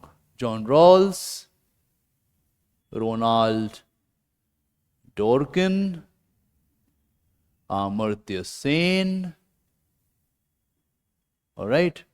And even for that matter, inputs from writing of, let's say, people like, let me add the term input here, input from writing of people like Michael Sandel, Michael Walzer, and let's say Pratap Bhanu Mehta, a very famous Indian scholar. Okay, these are the major scholars who are now in the idea of Uday Mehta as well. Let's write his name as well, Uday Mehta, who has a lot to offer. Nirja Gopal Jayal, some scholars from the Indian vantage point who have offered something on liberalism, also Bhargav and Acharya. Now, how to make sense of this? You have covered this topic, but I want to just add to it. Number one, it is based on, again, inviolability of an individual. Okay, inviolability of an individual. Number two, it is of course going to keep liberty as prime. Second point. Number 3, it tries to balance liberty with equality. It tries to balance it. And then it is aimed to change the basic structure of society without violating either the rights of an individual or without remaining oblivious to the plight and misery of vast multitude of the population. This is your modern liberalism and contemporary liberalism, which is majorly by the writings of John Rawls and later on. So we have covered John Rawls in Justice, so there is no point in wasting more time on that. Okay.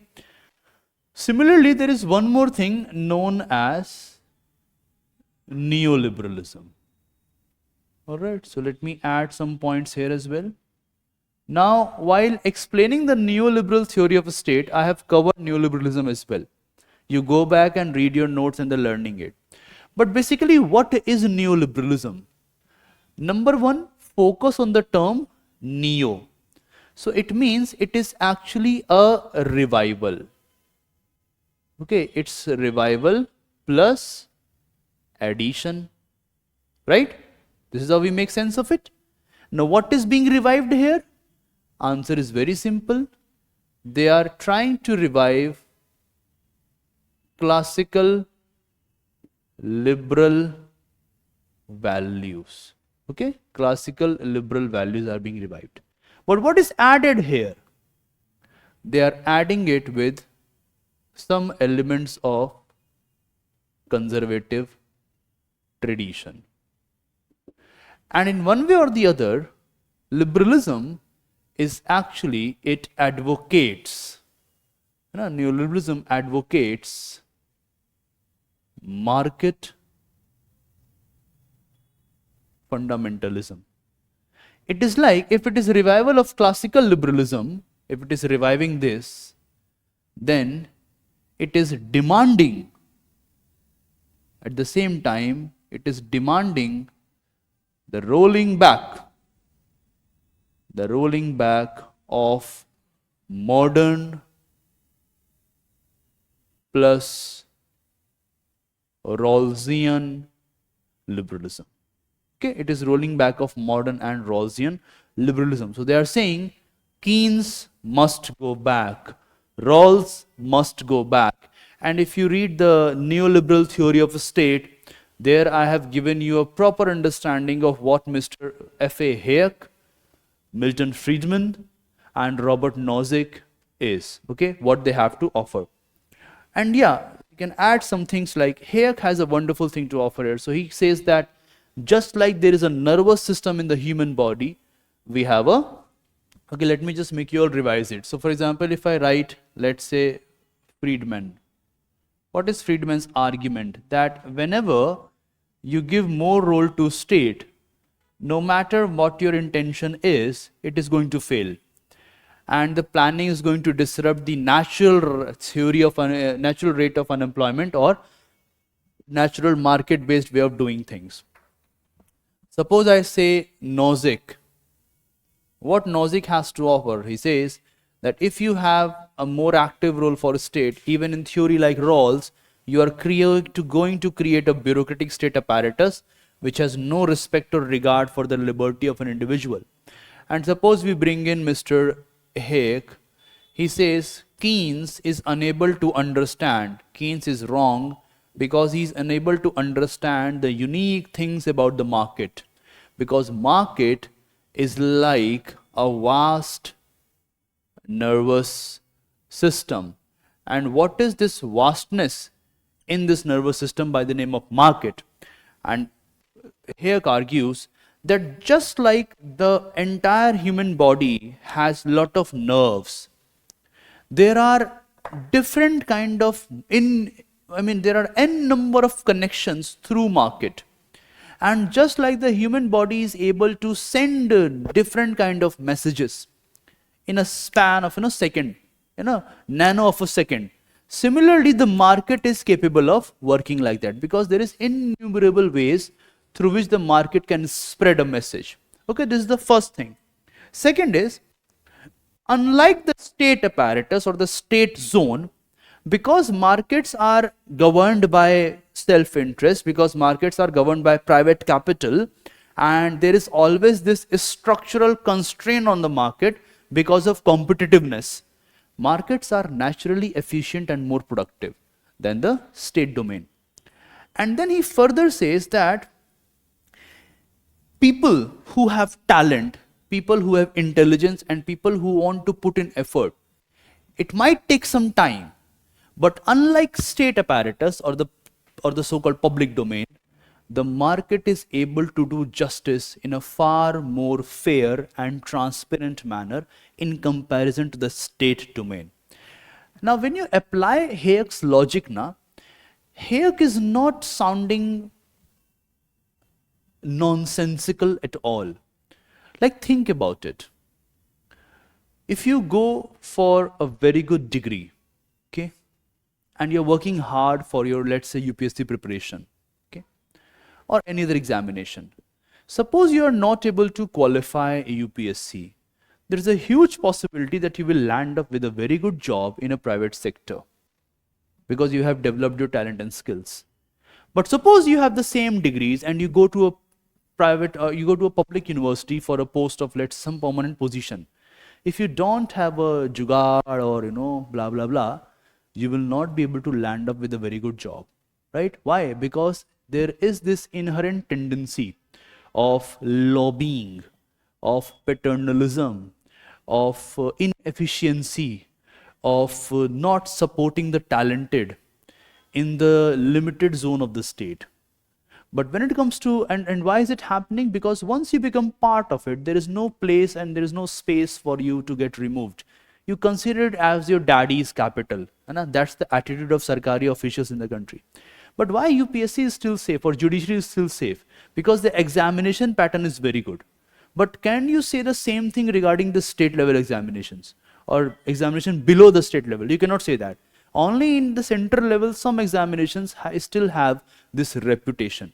But when it comes to the private sector, there is lobbying there as well. But suppose you are a very great personality that you are almost how to frame it in an argument that you are not substitutable. So you are irreplaceable. So you cannot be replaced, right? You are something without which the institution can't run. If you become like that, you will be able to bargain and you will be able to grow at a very good pace. Suppose you are putting a lot of efforts in the class. Suppose, think about me as a person. If I'm putting a lot of effort in the classes, then it might take some time, but after, let's say, 5 years or 6 years, I'll be one of the best faculties known across the Indian country, right? So this is how you have to understand Hayek's argument. So Hayek is not all nonsensical when he's talking about benefits of the market society. But what Hayek is unable to understand is that he's unable to address the question of background inequalities, which many of the neoliberals are not able to address. And you can still give them some space because usually the context in which neoliberalism developed, the context was of rapid intervention by the state in the lives of the individual plus a downfall in the economy. Now the Marxists have something else to offer why there was a downfall. The neoliberals have this kind of argument to offer because it actually leads to these regimes. And it is not just the neoliberal outlook that too much of intervention by the state is actually creation of a bureaucratic pathology in the system, because we have example of not just liberal states, we also have examples of totalitarian states that gradually developed into a bureaucratic pathology. So for example, Soviet Russia, right? So this is your neoliberalism in a nutshell. For more information, go and refer to the class on state. One last point. And then it's over. Oh, am I sounding foolish? Or were you able to understand or not? All here?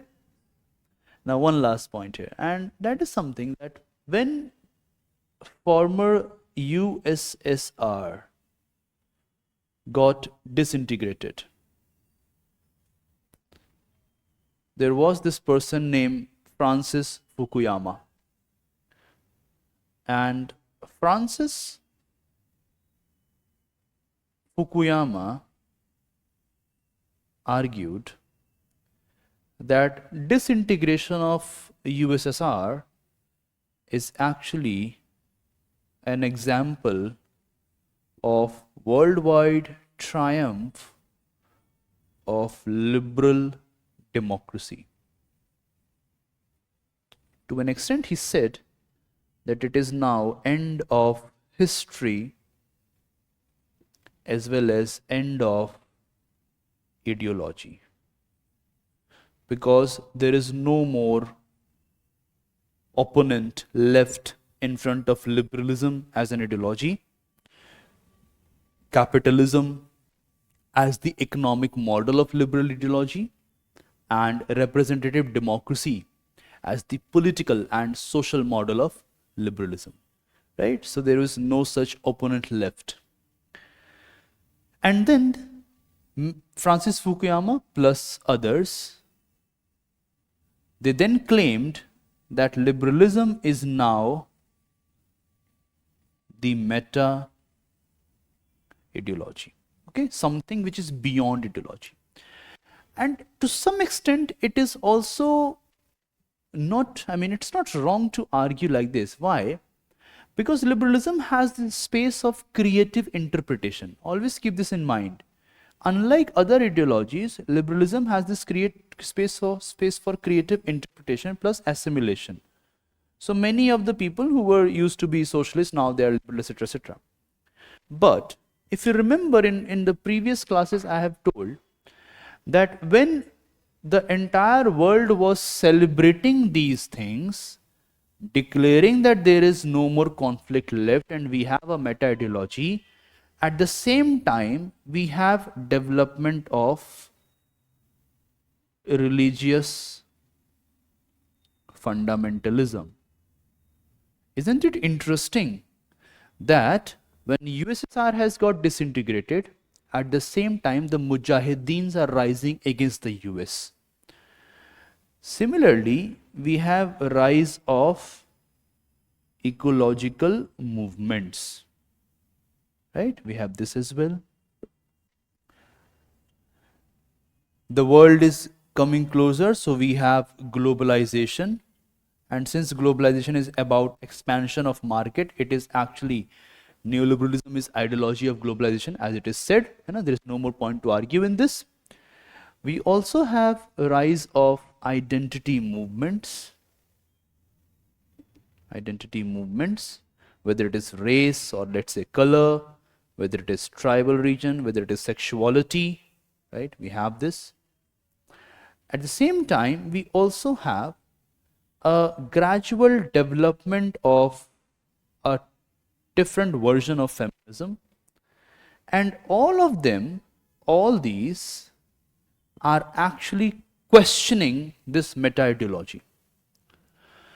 Now, it is definitely wrong to say that there is no more conflict left or there is no more ideological argument left, right? So, for example, in my opinion, USSR was not equal to socialism.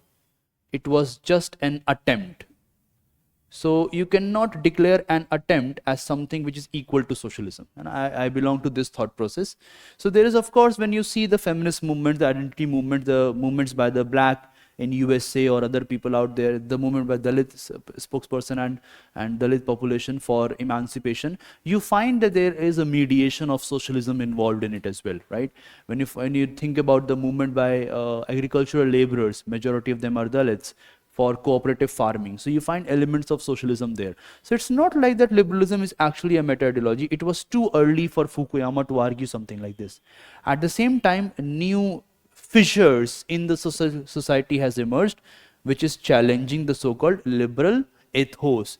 Despite this, the liberal presence in form of, let's say, capitalism, number one, liberal democracy, number two, and emphasis on individual in both classical and modern sense, it remains essential as far as smooth running and gradual progress of humankind is concerned.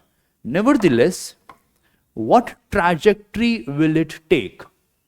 What will happen in the future in liberalism, or let's say for the world? What is going to be transformed? To what extent a new kind of ideological battle is going to come forward? That will depend on time and the way historical forces change or determine our future. Like, for example, in my opinion, speaking here in 2023, yesterday I was at an event and one of my friend told me that, majority of the Facebook posts by many companies is now being done by artificial intelligence. So there is a possibility, Aditya, that we are going to have lot of job cut, right? Now this gradual, laying off of people who used to be important and productive for larger cooperations under the capitalist framework, and they will remain voter as well. So the question of governance of the population and the gradual organization of the popular forces from below is again going to create new challenges for the liberal hegemony or liberal ideology. So this is in a nutshell what liberalism is all about. I wanted all of you to go through this in a board format